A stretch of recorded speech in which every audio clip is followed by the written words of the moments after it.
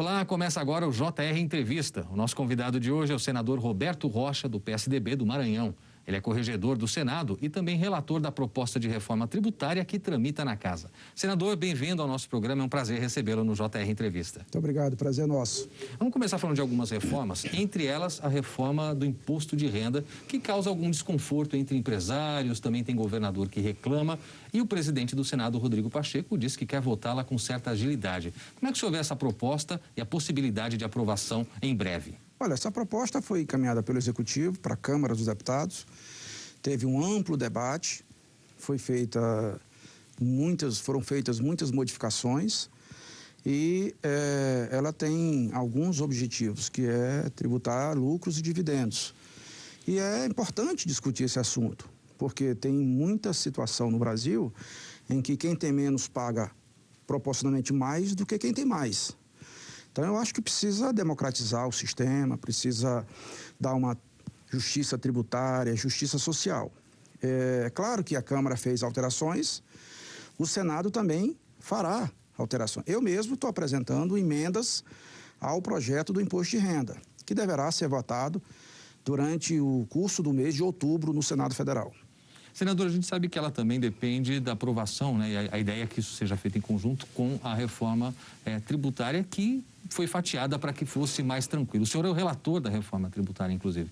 Como é que está, como é que o senhor vê essa possibilidade de aprovação?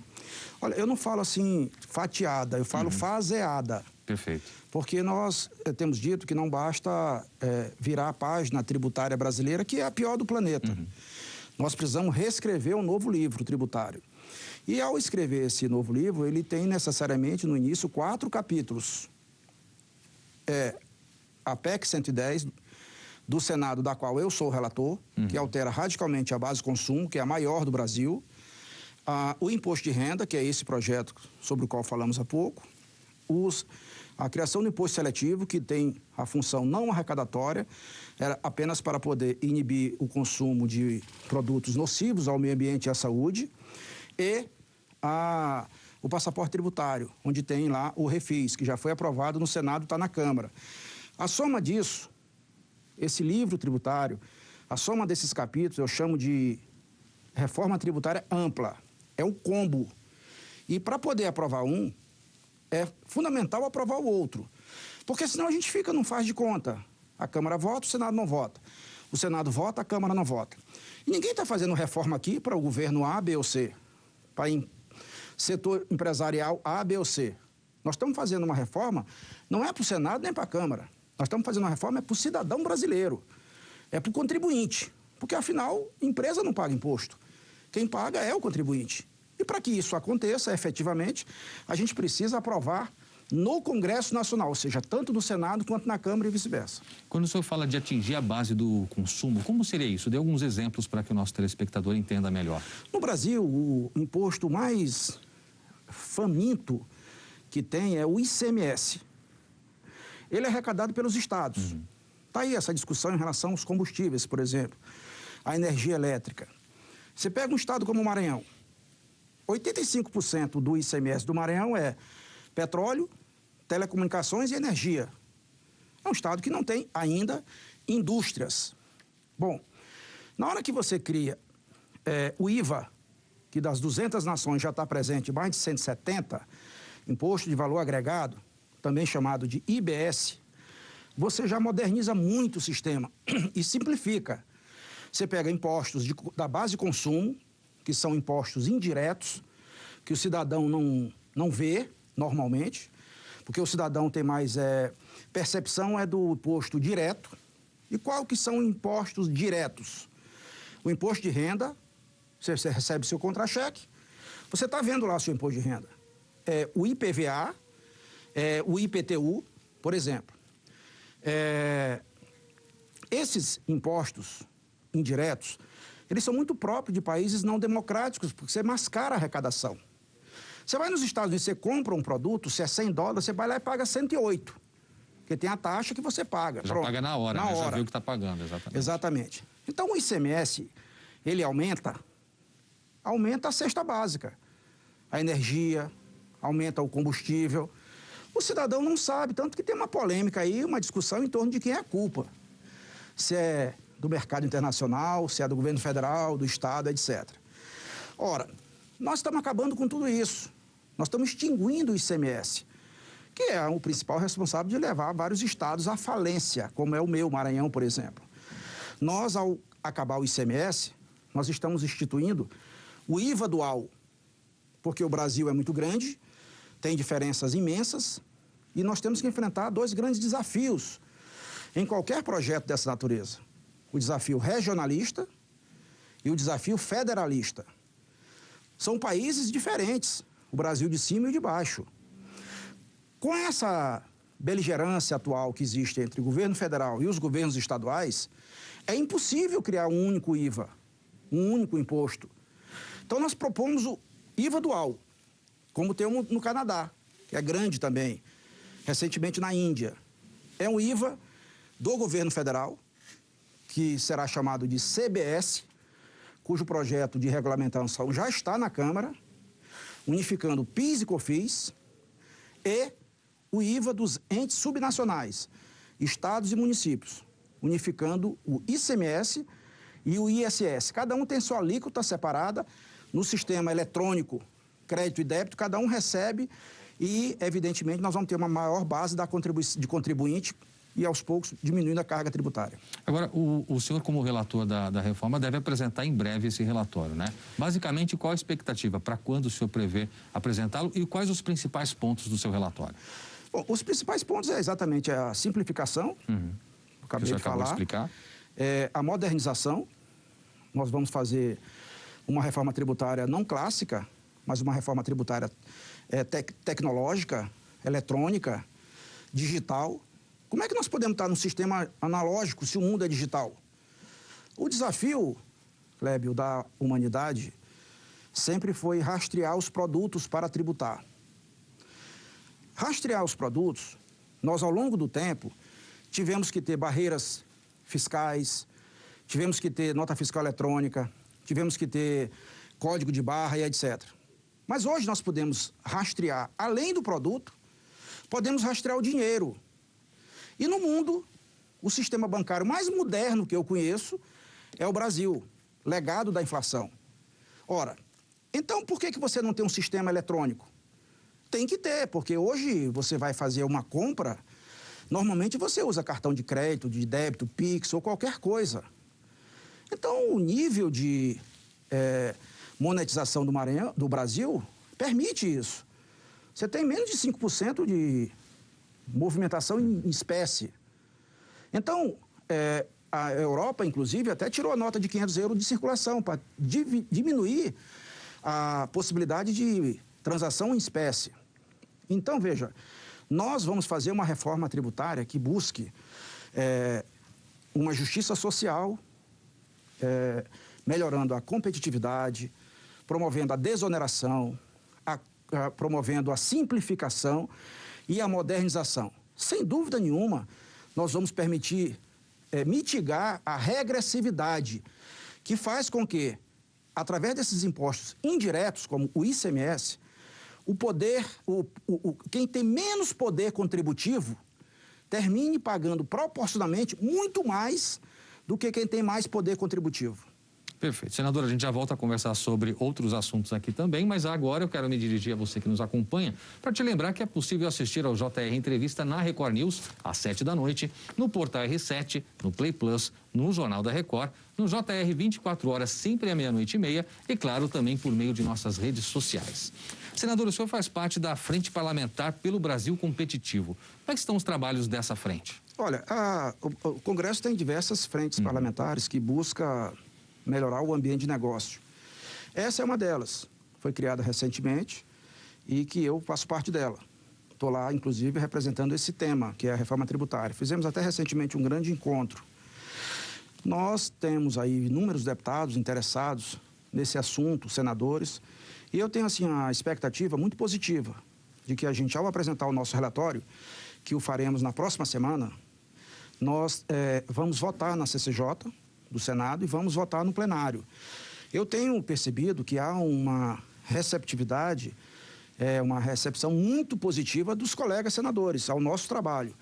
Tanto que eu posso dizer a você, com muita alegria, que, talvez pela primeira vez na história, a gente conseguiu, numa matéria tão complexa, que tenha tantos interesses diferentes, federal, estadual, municipal, privado, nós conseguimos colocar para sentar na mesma mesa todos os interesses. Nós temos hoje o governo federal apoiando, nós temos os governos estaduais apoiando, através da CONCEFAZ, que é o Conselho Nacional dos Secretários de Fazenda, que o fez por escrito, inclusive esse apoio, os municípios, através da maior entidade, que é a CNM, Confederação Nacional dos Municípios, que o fez também por escrito. Temos o apoio das entidades do setor produtivo, como CNI, CNA, com as entidades de modo geral, e também do fisco. Ou seja, a gente conseguiu colocar todo mundo na mesma, até mesmo estados como São Paulo, Maranhão, Piauí, que tem diferenças gritantes, entendeu? Claro que ainda tem alguma aresta aqui e ali, alguma coisa para arredondar, que não tem sido fácil. Por exemplo, como é que você compara um município de São Paulo com um município lá do interior do Maranhão? São realidades muito diferentes. Totalmente diferentes. Então, essa realidade, ela se projeta também, essa diferença, para o ISS. Então, a gente está conversando para poder trabalhar com o convencimento de que todos ganham com um texto moderno, novo, e que faça o Brasil melhorar o seu ambiente de negócio e aumentar a produção, gerando emprego para todo mundo. Um outro tema que deve chegar à discussão do plenário do Senado dentro de alguns dias é a reforma do Código Eleitoral, que tem também as polêmicas, né, senador? Entre elas, essa quarentena que foi colocada no primeiro momento para juízes e integrantes, de um modo geral, das forças de segurança. Como o senhor vê esse projeto? Olha, o Senado e a Câmara têm algumas diferenças, assim, muito visíveis em relação a essa questão. O Senado acabou, inclusive, de rejeitar a coligação proporcional, mas também, em seguida, derrubou o veto das federações, dando uma sobrevida aí para esses partidos. Ao mesmo tempo, a gente precisa reconhecer que não dá para conviver num país desse tamanho com uma quantidade de partido que nós temos. Não é o presidente Bolsonaro. Nenhum presidente consegue governar com aquela tranquilidade necessária, com essa quantidade de diferentes opiniões e interesses dentro do Congresso Nacional. Partido que tem um representante, 2 representantes, isso não existe no mundo. Nós precisamos melhorar isso. Nós precisamos melhorar o nosso baldrame jurídico. O Brasil perdeu muito tempo quando teve um ambiente político favorável e perdeu a chance de fazer reformas estruturantes. Essa reforma tributária, qual que é o sentido dela para que o cidadão que está nos ouvindo entenda? É a forma com que os governos têm de arrecadar dinheiro do privado, que o Brasil é o pior do mundo. E a reforma administrativa é a forma de gastar esse dinheiro, que o Brasil também é a pior do mundo. Entenda, nós precisamos mudar isso. Só que mudanças estruturais ferem interesses. E quem é que tem interesse forte? Quem é que tem lobby forte? Quem é que tem poder de pressão forte? É o mais pobre? É o povo que é de uma maioria silenciosa e desorganizada? Não, é uma minoria organizada, barulhenta, que pressiona. E é preciso, portanto, reconhecer que agora nós estamos quebrando esses interesses, mergulhando em reformas estruturantes e está permitindo com que o país avance. Senador, o senhor, como integrante do Senado, tem acompanhado, mesmo que de fora, a CPI que investiga a pandemia. Como é que o senhor tem visto esses últimos dias de depoimentos, a condução, de um modo geral, dos seus colegas ali da casa? Olha, observe bem, eu acho que comissão parlamentar de inquérito é uma coisa muito séria, porque ela é no âmbito do parlamento. Uma comissão de inquérito no Executivo, seja lá na Polícia Federal, seja lá no Ministério Público, seja onde for, é também muito sério. Mas isso já é da competência deles. Já estão profissionais que fazem isso. Nós aqui, nós não temos, assim, a formação de julgar. Nós, ao contrário, somos julgados. Mas o parlamento permite fazer comissão de inquérito, que é a chamada CPI. Mas com qual objetivo? Com qual finalidade? Apurar eventuais desvios de conduta para, ao final, produzir um relatório e esse relatório ser encaminhado ao Ministério Público para as providências necessárias, mas isso já se faz atualmente na Polícia, no Ministério Público, na Justiça. No Parlamento, isso existe para encaminhar ao Ministério Público e, principalmente, fazer leis para que fatos voltem a acontecer. Eu confesso que eu ainda não entendi que lei que nós vamos ter que fazer no caso da CPI da Covid, porque ela foi criada por uma fala ou outra do presidente. Ela não foi criada pelo que o governo fez, mas pelo que o presidente falou. Então, sinceramente, eu estou curioso para ver o que será colocado no papel. Para não parecer que a gente está aí nesse momento, numa brutal perda de tempo e de energia, quando a gente podia estar falando, por exemplo, de UTI e não de CPI. Perfeito, senador. Muito obrigado. Obrigado. O JR Entrevista vai agora a um rápido intervalo e na volta a gente vai tratar sobre vários assuntos. Entre eles, a zona de exportação do Maranhão. Não saia daí, eu volto já. Estamos de volta com o JR Entrevista. E aqui com a gente hoje o senador Roberto Rocha, do PSDB do Maranhão. O senhor é autor de uma proposta que cria a zona de exportação do Maranhão. Como seria e quais os benefícios para o Estado? Olha, nós tínhamos uma lei que é a da ZPE. Essa lei foi feita em 89 pelo presidente Sarney, quando era presidente da República. Ele foi à China, à época o PIB do Brasil era maior que a China. E o que a China fez para se transformar nessa potência econômica mundial? Criou 4 ZPE inicialmente, com Deng Xiaoping, ao assumir o governo de Mao Tse-tung. O presidente Sarney foi lá e viu aquilo. Chegou no Brasil e fez uma nova lei. Essa lei nunca foi possível tornar realidade a ZPE, tanto que só tem uma ZPE em funcionamento, que é no Ceará. Essa ZPE, ainda que funcionando timidamente, foi capaz de dobrar o PIB do Ceará e, recentemente, Fortaleza ultrapassou Salvador. Muito bem. Nós temos, assim, a crença, a confiança, a certeza de que o Brasil pode ser uma nova China, a China democrática. Ou seja, o Brasil deve aproveitar a oportunidade que vai ser surgida agora pós-pandemia, onde o mundo todo está fazendo restrições até a produtos chineses, e a China tentando investir no Brasil, pela localização geográfica, perto do canal do Panamá, para o mercado asiático, perto do mercado americano, do mercado europeu. E esses portos que tem no Nordeste, que precisam se desenvolver, o Nordeste precisa desenvolver para diminuir a desigualdade regional, a oportunidade que tem a ZPE. E como é que você vai fazer mercado exterior? O Brasil tem 11,5% do PIB nas exportações contra 29,5% da média mundial. A China tem 60%, a Holanda tem 80%. Nós podemos, então, aumentar muito o nosso comércio exterior. Qual é a logística? É navio. E nós precisamos fazer o quê? A área de livre comércio. E a ZEMA, que é a Zona de Exportação do Maranhão, é uma ZPE. E o que é uma ZPE? É um distrito industrial especial voltado para exportação. Então, nós em São Luís temos o melhor porto das Américas. E agora, com isso, a gente está com a perspectiva de ter inúmeras indústrias para poder servir ao país e ao mundo. E, em particular, a São Luís, ao Maranhão, que carece muito de desenvolvimento econômico para promover justiça social. Perfeito. Senador, a gente tem pouco mais de 1 minuto e meio. Eu pedi para o senhor sintetizar agora sobre eleições do ano que vem. Como parte do PSDB, o que o senhor imagina que deva acontecer? Eduardo Leite ou Dória? E será que esse candidato do seu partido pode ser a terceira via? Olha, eu confesso que eu não me sinto à vontade para falar sobre candidatura do PSDB, porque eu estou com o pé fora. Eu estou tecnicamente filiado por uma razão legislativa, até por conta da relatoria da reforma tributária, mas eu tenho muito amigo no PSDB e por conta das diferenças nacionais, o PSDB hoje é muito paulista, é muito gaúcho, são realidades totalmente diferentes do Maranhão. Eu me vi na obrigação de deixá-los à vontade no seu projeto político. E peguei o partido, entreguei e estou filiado porque sou senador, mas nos próximos dias eu devo estar oficializando a minha desfiliação. Eu desejo apenas sucesso àquele que o partido escolher para ser candidato. Sucesso para não necessariamente ganhar uma eleição, que muitas vezes você ganha perdendo, às vezes você perde ganhando. É que o partido possa fazer o que tem sido feito, disputar bem as eleições no Brasil, melhorando o debate político e etc. Agora, para encerrar, o senhor acredita numa terceira via ou acha que realmente vai ser polarizada entre Bolsonaro e Lula, eventualmente, essa eleição? Eu acho que nós chegamos num ponto de saturação política no Brasil, em que muitas pessoas, não estão votando a favor desse, estão votando contra aquele. Então, isso não é bom, mas isso é uma realidade, isso é um fato. Então, eu acho muito difícil quebrar essa polarização, ainda nessa eleição. Com uma eventual candidatura do Lula, essa radicalização, esse extremismo até aumenta. Já teve na eleição passada com o representante do Lula.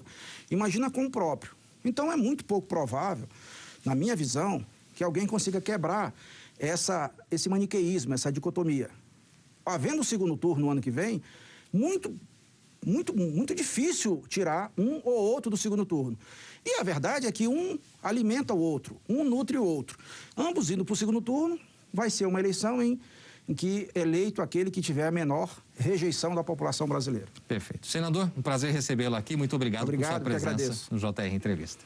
Obrigado também a você que esteve conosco. E lembrando que é possível assistir ao nosso programa na Record News às 7h, no Portal R7, no Play Plus, no Jornal da Record, no JR 24 horas, à 00h30 e também por meio de nossas redes sociais. A gente se vê no próximo programa. Até lá.